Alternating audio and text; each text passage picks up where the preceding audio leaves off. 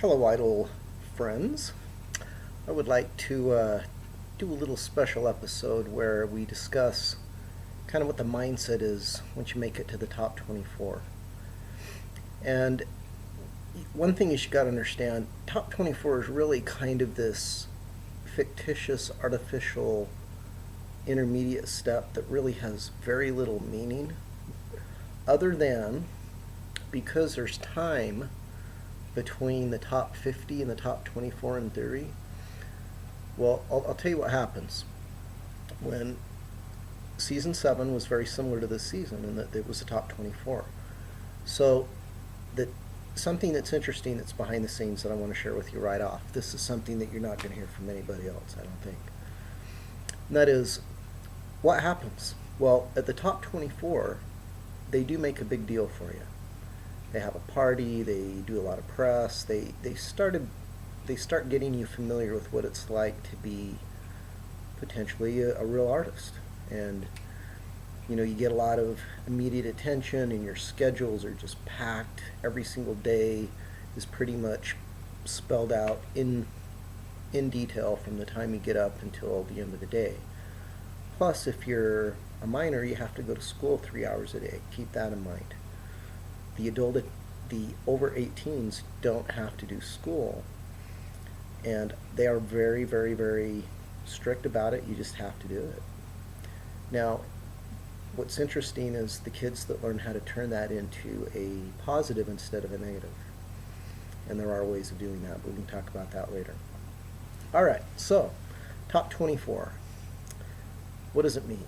Well, one thing is, this is the stage where the top 24 were able to interview potential attorneys who would basically present a contract that would represent the final top 10 or 12 or whatever that number ends up being. I'm still a little bit fuzzy on if it's a top 10 or 12. It seems like it may be a 10 this season. David's season, it was a 12. So basically what happens is the top 24 spent a couple hours or a few hours interviewing 3 different attorney firms. And each attorney firm basically just came out and said what they'd done in the past, who they'd worked with, what other artists, and all of them were extremely impressive. And it was a really difficult decision. And I thought, wow, this is really cool just to kind of see how this is all coming together and how it's kind of a mutual decision. And so, there were differing levels of experience within the group that year, but a lot of people had really good input, and basically everyone kind of agreed on a certain attorney to hire. And I'll be, happy to say that the attorney that they hired continued on as David's attorney and is still David's attorney. And he's a fantastic guy, and he's a New York, very experienced, kind of legendary attorney in the music business. And that's one of the things that a lot of people may not realize happens at that top 24. And then at that point, what happens is the contract is negotiated with the record deals, basically already kind of predetermined. And when I say predetermined, there's a pecking order. So for example, the winner is going to get a certain deal with a certain guaranteed amount as far as an advance. Okay, and this is, the season that David was doing it. And then the second one gets a little bit less, a percentage less, and then the third gets a percentage less. And that's if the option is exercised. So there's not even a guarantee that the option is going to get exercised.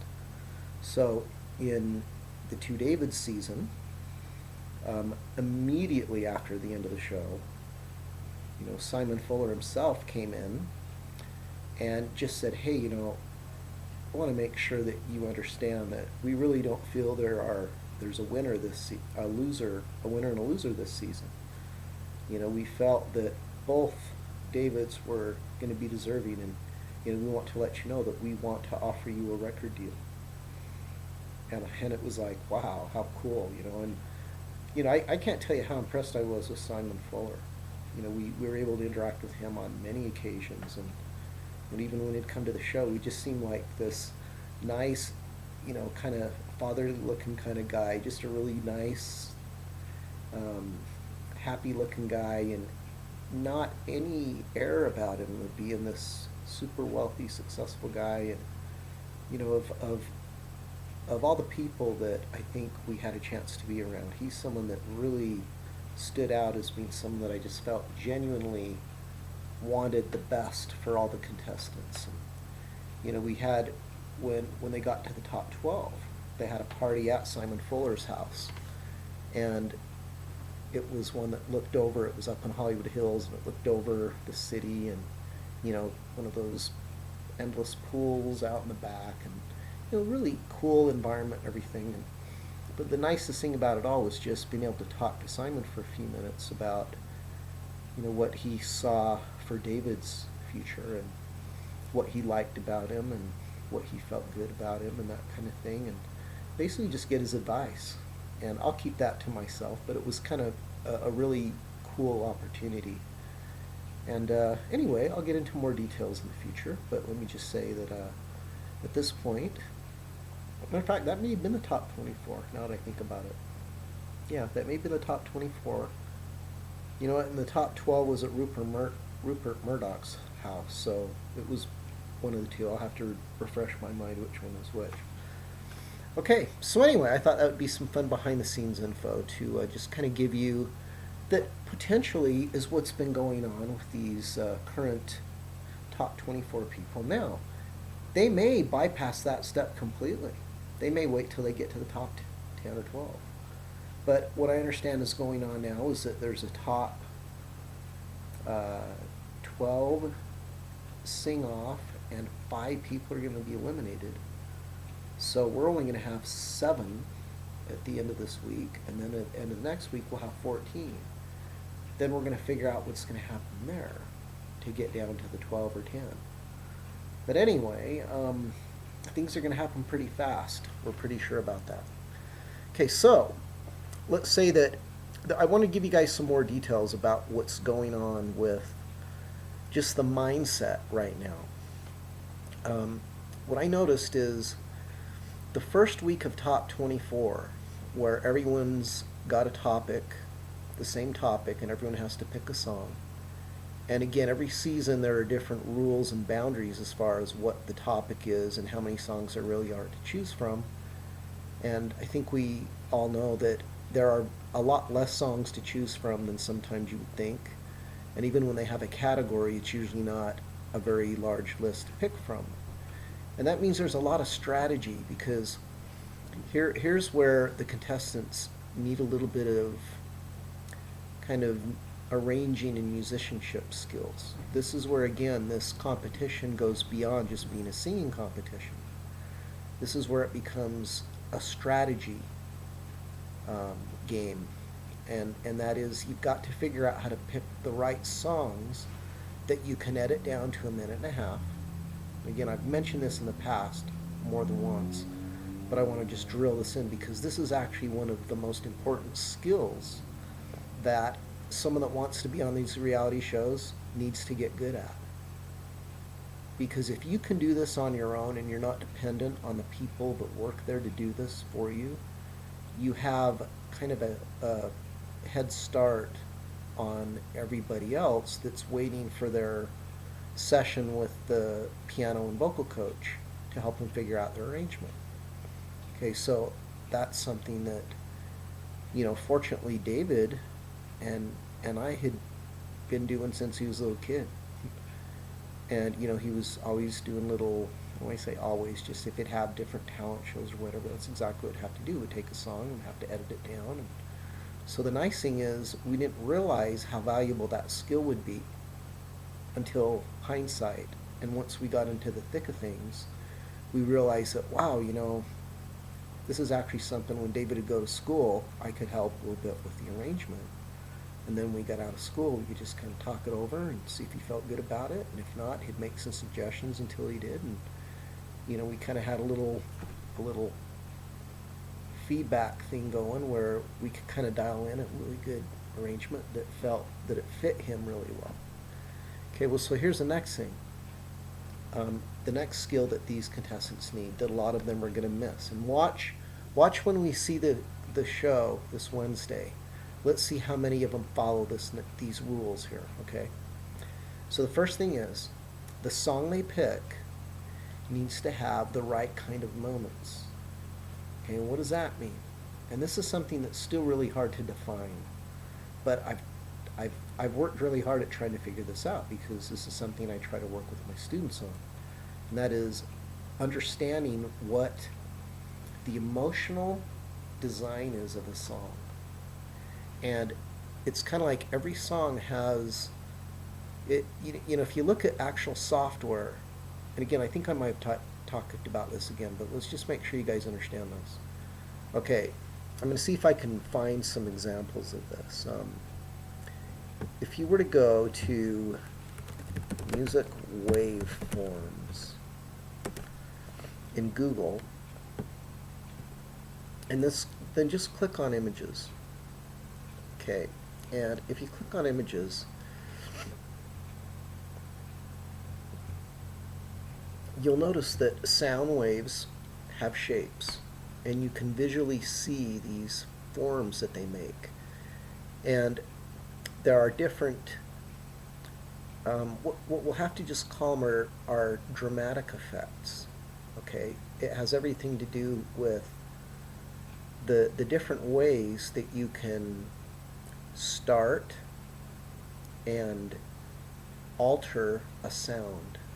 Okay, and how far you can take it volume-wise as well as intensity-wise. And the difference is, you know, volume is obviously literally decibels, and what we're trying to figure out is what we can do to a sound wave with our instruments, how we can control these sound waves.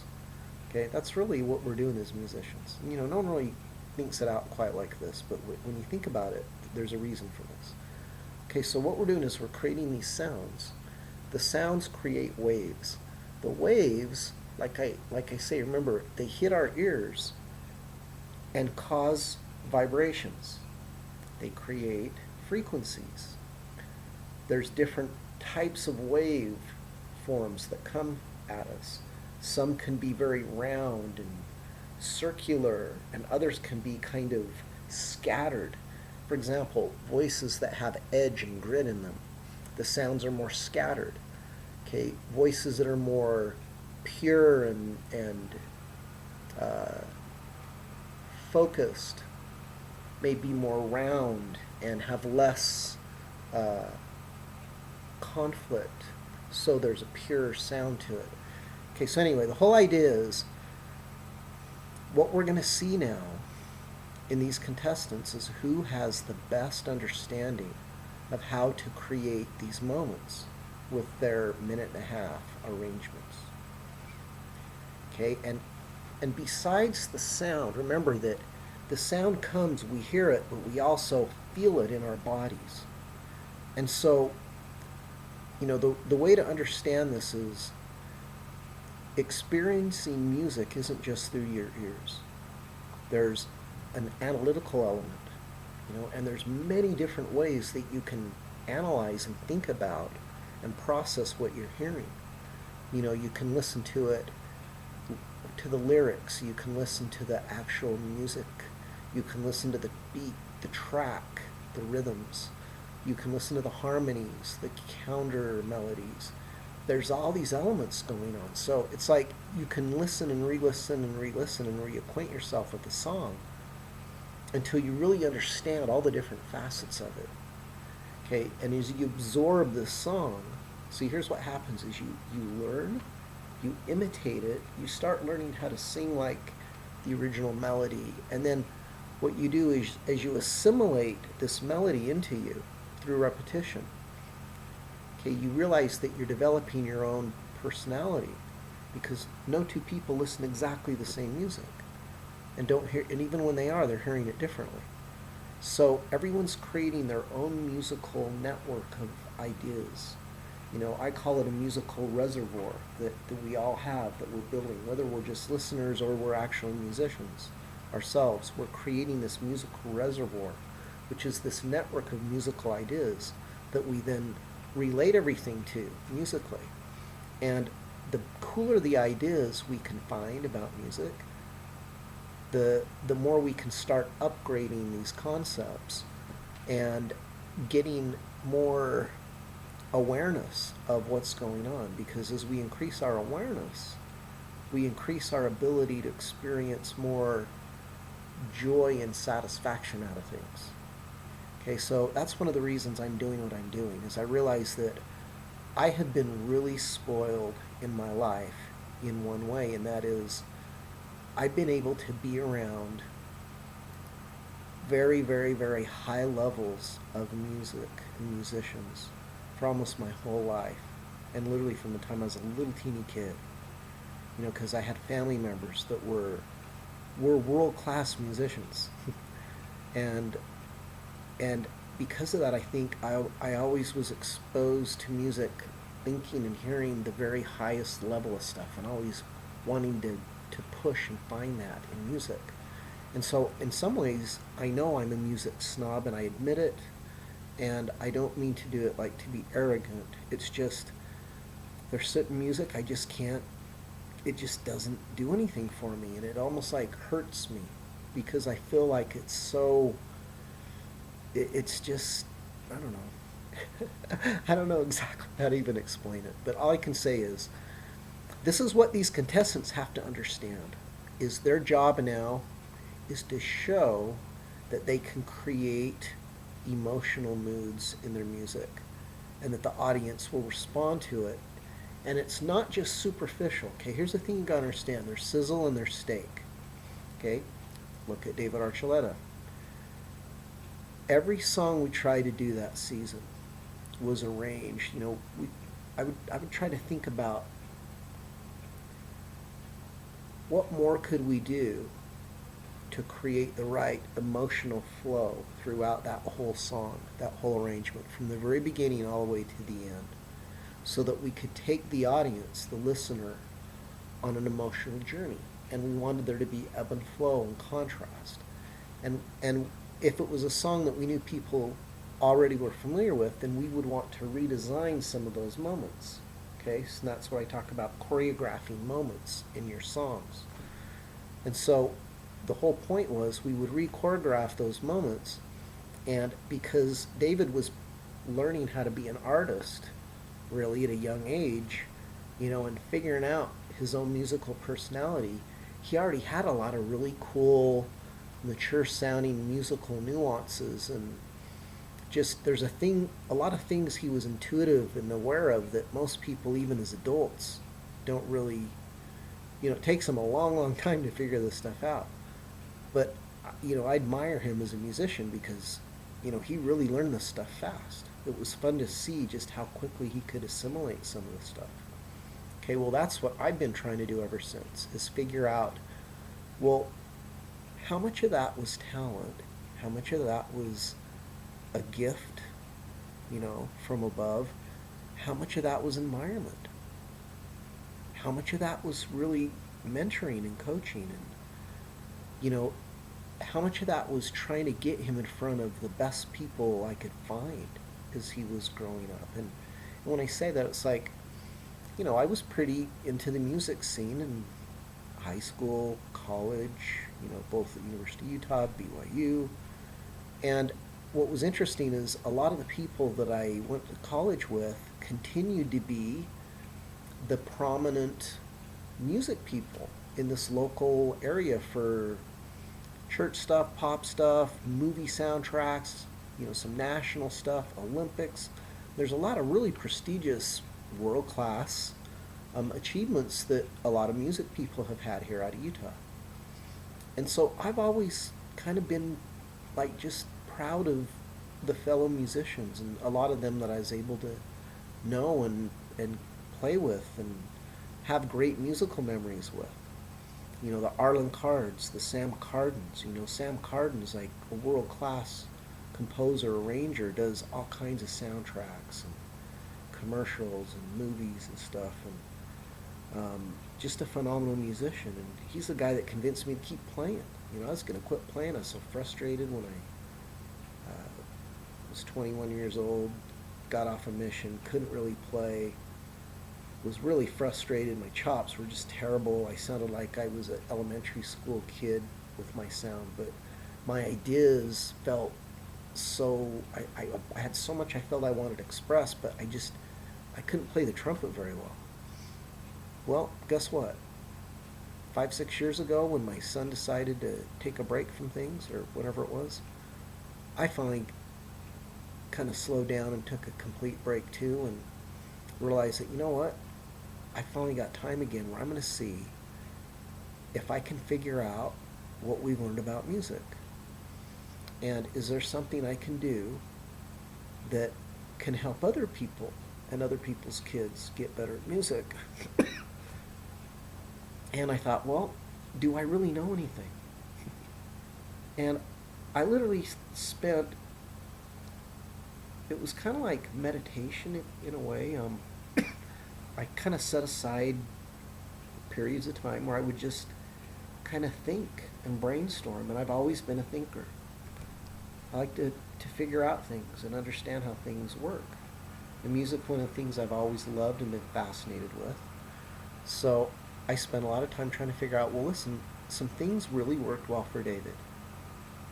And you know what? I've had some cool experiences in my own life, nothing like what David's gone through, but I've been able to play with world-class musicians in a lot of unique situations, so that I know what it feels like through that, my own experience, as well as all the stuff I went through with David. Because again, a lot of this music, the creation of David's sound, I feel that was what my purpose was trying to help figure that out and help envision what that should be for him, because I knew he didn't want to really be a pop kid, and the label tried to turn him into that at first, but that isn't really what he wanted to do. Okay, well, guess what?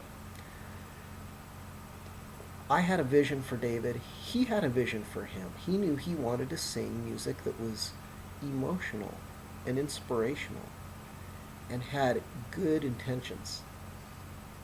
And so we tried to pick songs or arrangements that we could include those elements into the songs. And I think he's tried to do that ever since. And he's learned how to become a pretty good songwriter. And he's decided to chart his own direction, and he's exploring and learning and realizing he's got a lot to learn still. And the good thing is he's a good kid to the core. And as such, I think he's going to do just fine as he's figuring this stuff out. He does need to figure out the best people to challenge him and surround him with. He needs to make sure that he's raising the bar on his own musicians, that he's learning how to select the best musicians that can really help him grow the most. As far as there's a lot of stuff that he's going to figure out. Anyway, just wanted to say that I thought this would be fun to kind of go over and apply some of these concepts now as we get set for the live shows and as we start to see this elimination. Now, if the judges are still going to basically come up with the top 10 or 12, the producers might have some say in this too. So I'm really interested in seeing how this plays out. But I think we're going to have a little bit of some surprises, maybe not, but if we're losing 5 people Thursday, I'm interested to see what happens. So again, let's see which of them understands these concepts that we're talking about. First one is picking the right song that can be edited to 1.5 minutes and have the right emotional moments. Then they need to learn how to choreograph the song correctly and redesign some of those moments so that if people know the songs, they can deliver more impact than the original one anticipates. So in other words, let's say the original takes you to about an 8. Well, figure out how you can give it to an 8.5 or a 9. Okay, and now here's what I'm going to say is, the second thing is you need to understand how to build your song or outline your song. You want to break it down into sections. your intro, the verse, the chorus, if there's a pre-chorus, bridge. You want to literally map it out on a timeline. This only takes, it's really easy to do. And I'm even going to do like a few little workshops on this where I'm going to do some videos of it so I can put this up here. If anyone's interested in this, please let me know. I hope I'm not just wasting my time going over this, okay? But this is really some of my like years and years and years of insights. This is stuff that I really didn't understand at first. And as I mentioned before, I spent a lot of time starting to brainstorm and getting my ideas out. Well, I did this for a series of years, several years.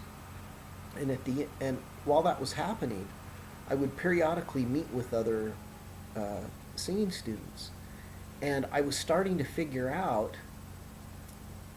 and that I was noticing things that a lot of them had in common, and it was getting in the way of their music, and it was stopping them from getting into the zone that was really into that pro level. It was kind of keeping them in that good for Utah, but there's still something missing. And what I've noticed is it's very hard for most people to put their finger on what those elements are that are missing. Okay, and that's what I think, I've seen so many singers, and I've been around so many musicians and people as they're growing through these different stages. I think of Tori Kelly when she was 9, okay, 9 years old, and she was on Star Search. And she turned 10 like, I don't know, a few weeks before I think we got there. And David was like just barely turned 12, and she was so good then. It blew our minds. And she sang this song, Blessed, and it was amazing. And here David and her are on Star Search, and there's another girl that I think we all thought were going to win. Of the three, there were three of them in the semifinal. But the girl who we thought would win got a really bad cold that day. And so her voice just wasn't her normal self. And she still killed it. She did Ain't No Mountain High Enough. Well, anyway, David did Fallen by Alicia Keys. And what was amazing is Tori was so good that her and David did this real soulful rendition of it. And what happened is they tied. They actually tied, and they had to go into the audience vote. And it was like point something stars. It was like this amazingly close vote, but enabled David to make it into the final. And then Tori had to wait. I mean, when I say that, what was cool is she had a really cool dad and a fantastic mom. And her dad was an amazing musician. Okay, so here's another example, kind of like David, where people think, well, boy, they're just so talented. Well, yes, they are. But guess what? They had parents who were able to kind of help them make those little adjustments along the way.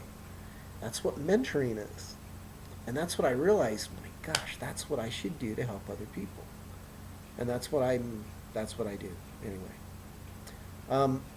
What's fun about that is it lets me go in and just kind of figure out how people tick musically.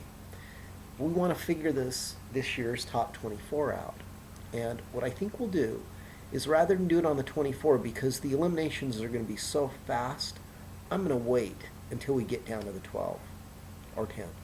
I was going to do 24, but again, they're going to be down. 10 of them are going to be gone in a week in two basic performance episodes. 2 performance episodes, and then we've got 2 results. So if they're going to be 10 gone that quick, I'm not going to waste time digging deep into these 24. Let's wait.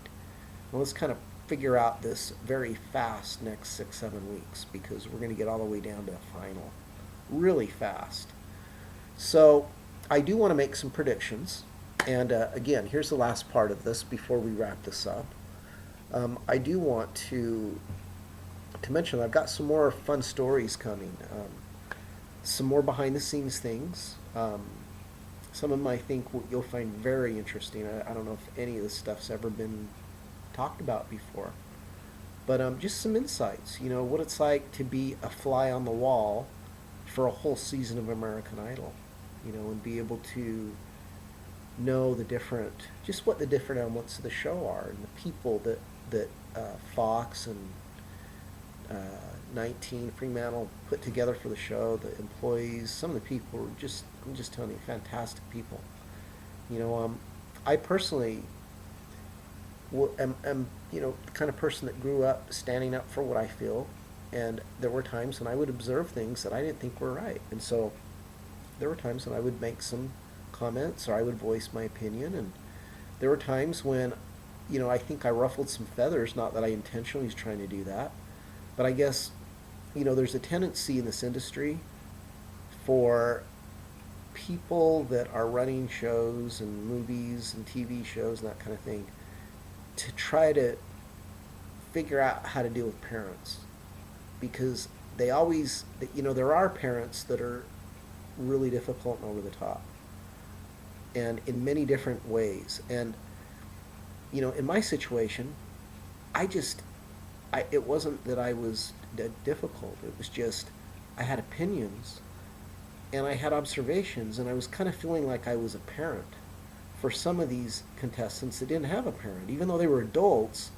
They're still all in their, young young kids as far as I'm concerned. Some of them, a lot of them were teenagers. And a lot of these other parents, some of them were brand new to this, and a lot of them weren't musicians, and so, I could just see a lot of the decision making. That what people don't realize is what the contestants' minds are going through. When we saw these people drop out of Hollywood Week that just couldn't handle the pressure, and people that were so good in that first audition that we just thought, oh my gosh, they could win the whole thing, and they just crashed and burned in Hollywood Week. So, there's a mental toughness. Like I say, there's an endurance and perseverance element to this, as well as constant, creative, chameleon-like ability to take each song and throw a new twist on it. Now fortunately, this season's contestants only have to do it for 6 or 7 weeks instead of 12 or 13. So if you look at it like that, the challenge isn't quite as hard, but because this is the last season, the producers really want something special to happen here. Okay, so let's think about it. Of the top 24, who are the ones that they're really, really, really high on? Are there any that really stand out? Okay, I would like to ask you all, and like I say, I've got this little promotional item. It's not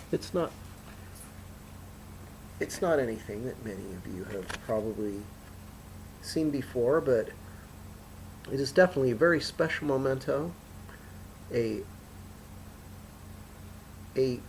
almost mint condition, VIP season 7 finale party pass after the finale show, and thought it would be fun for people to have that as a memento. I'm sure there's not very many of those around. And I'm going to give it to whoever can correctly pick whoever the top 10 are. Whoever the 5 are that are eliminated. And the problem is, from what I understand, there are some spoilers out. Now, don't look. I have not. Let's make sure that no one else does. But I know they're out on some of the blog sites. So please, let's have some. We'll do this on the honor system, okay? So what I'd like people to do is pick who the top 10 are. And again, maybe you have, even if you do cheat, you're only going to know 5. Okay, these must be entered into no later than Wednesday at 5 p.m. Eastern Standard Time. Okay, 3 p.m. Mountain Standard Time, 2 p.m. Pacific, 4 p.m. Central. All right, so with that being said, if someone guesses all 10, you're going to get that VIP finale special pass. That's got to be pretty cool. And in addition to that, if anyone's interested, or if anyone ties, I've got another item that I may include, which is a copy of a book written by my son, assisted by yours truly. And with that, if there's a tie, you know, I'll have to do a drawing, and the first person will get that, and any other people will get the books. Okay. All right. So I'll look forward to doing my next commentary very soon.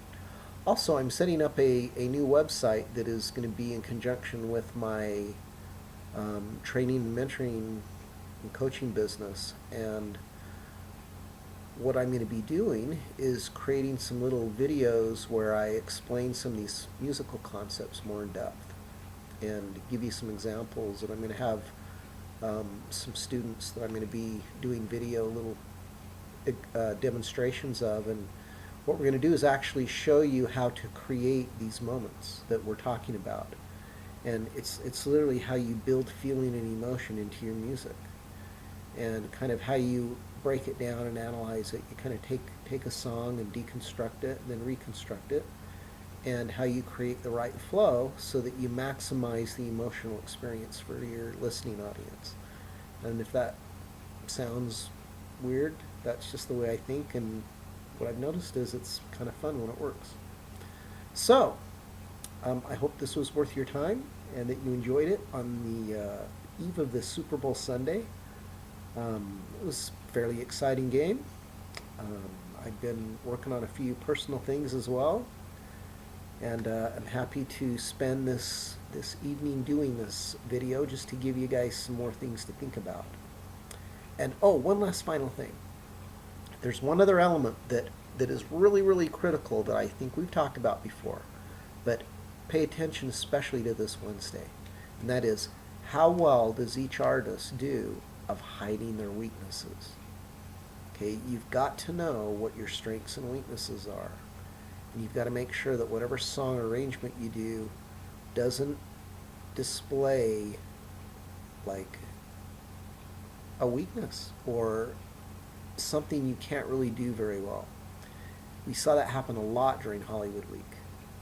Okay, so we're going to see that happen more, I'm sure. But keep that in mind. Those are the major things. We need people to pick the right song, the right arrangement, meaning they have to know how to choreograph the moments. They have to know how to emotionally outline the song. They need to know where the feeling, the ebb and the flow are, where the song comes at you, where you take it back. You know, there's ways that you throw the music at people, and there's ways that you pull it back. There's that ebb and flow. The really good artists, I mean, again, you don't think about this consciously. It's like breathing. You know, you just do it. But really good musicians and artists, as they increase their intuition, their musical intuition, they feel all of this little ebb and flow in the song. And like even within a phrase, each syllable could have a completely different feeling. You know, just syllable to syllable. I'm going to be giving some examples of this, some links and everything as well. And I'll see if I can put these into this video too. Just some things you can listen to as examples of what to me are fantastic arrangements and performances. And some of these are going to be from existing other shows, X Factor, The Voice, other countries. But what I want to do is just pick some fantastic performances that do all the right things, which is they have the right musical value, the emotional connection is in the right spots, and so it basically causes chills and goosebumps. You know, the whole idea here is the final factor, okay? Here's the final element is which artist implements the blow away factor the best. You want to try to blow them away every time. You know, I tried to help David come up with an arrangement that wasn't just good. It would blow people away. Now when I say that, what does that mean? Well, it means that blow away means it exceeds their expectation in some way. Okay, so it exceeds it by, for example, the emotional expectation was an 8, but you took them to a 9. Okay, and maybe you did that 2 or 3 times. Or maybe there was an intensity range of 3 to 7, but you took it down to like 1.5 and expanded it to 9. Okay, so you expanded the emotional expectation energy that you created in your arrangement, if that makes sense. And again, I can show you how that works when we do. Well, I'm going to be showing not you guys, but whatever. I'll be doing it on my website, and it's what I'll be doing with my students. And then also one cool thing I'm thinking about doing is a weekly live session where some of these streaming TV sites, and even right here on YouTube, we can just do a live stream, and then I can record it and save it, and people can view what happened. And what I'd like to do is I'm going to have actually an open invitation where some lucky people who are going to be guinea pigs for the live taping, the live streaming session, they'll be able to basically get a free lesson. Because what I'm going to do is have them come in and sing a song, and then what we're going to do is break it down, deconstruct it, then we're going to put it back together and do exactly what I've been talking about. Because this is a thing that I realized after these years of thinking and brainstorming. It's like, wow, I think the thing I'm best at is really hearing someone sing, and it's really easy for me to kind of analyze what their strengths and weaknesses are, and then help them fit their skill set to a song and an arrangement that really enhances what they're good at and hides what they're not good at. So whatever you call that, that's what I realized is kind of the thing that I was good at. And so as I've been meeting with people over the last several years, I realized that, wow, this is something that's really easy for me to do. It's like, it's just something I don't have to think very hard about. It's like, I just kind of know it. And it's like, I don't know why I do, but it's like really easy to know it. So the last few years, I've been studying things other than music, just for good ideas, because I realized that I consider myself an idea collector. As an idea collector, I'm always looking for the coolest ideas out there in the areas that I'm interested in, and music and learning and how to help people learn this stuff fast, because here I am, most of my better years are behind me. But at the same time, I've learned so much just in the last few years, because I realized that, wow, because I've been focusing on music for so long, I've reached this critical mass point where now I've got like this broadband going on. And there are people who are in the field of personal development and just understanding how the brain works and how to kind of recreate your brain, how to reprogram your brain, how to enhance your own abilities. And it's really just thinking. It's just understanding different thought processes. And so what I realized is, wow, I think what I'm noticing in all these brainstorms is I'm starting to connect the dots from my past and things that David and I and our family and just different musical experiences, the world-class musicians that I've been around and done stuff with, and all the stuff that David's done. And when I go to these things with David, I'm like the little kid. I'm the one sitting there trying to just, wow, this is so cool. I want to learn as much as I can. Look at these world-class people, how they do things. This is amazing. This is so much fun. And so with that being said, I think we've come up with some really cool ideas about how to learn music faster. And what I like to look at it is, it's kind of like a way to raise people's awareness every time we meet. If I meet with somebody in an hour, I guarantee you by the time we're done, if they've listened and they've tried to feel the things that we go through when we're discussing these things, I literally believe it will transform how they feel about music from then on. We're raising the awareness. It should change them immediately. You don't have to wait. And this isn't stuff you have to learn in a book. This is something you just need to experience. So what my learning style is, it's experiential learning. It's helping people feel and experience these musical moments. Okay, and it's helping them understand how you create the energy that takes you into these zones that allows you to literally turn on emotion. When we go to these concerts, and we know these artists have been doing some of these songs for years and years and years and years and years, yet they seem to still feel everything they're doing. Well, those are the ones that get it. Those are the ones that understand. Once you get it, once you figure out how to feel it in the right moments, well, then you can do it every time. David does that now. That's one thing. He's very mature as a musician. That's something he's been able to do since he was pretty young. His consistency is really good. I mean, there's times when he's sick, and there's times when, it's hard for your voice to hold up. But as far as his musicianship, it's always his internal musicianship's there. That's what I realized I think I can help people the most at. It's creating a learning pattern or process that will help you get better at really anything, but we're going to apply it to music. And we can apply this as a listener or as a performer. I actually do classes for people. It's kind of like a music appreciation, but I call it music exploration. Okay, I actually have a course that I call musical exploration.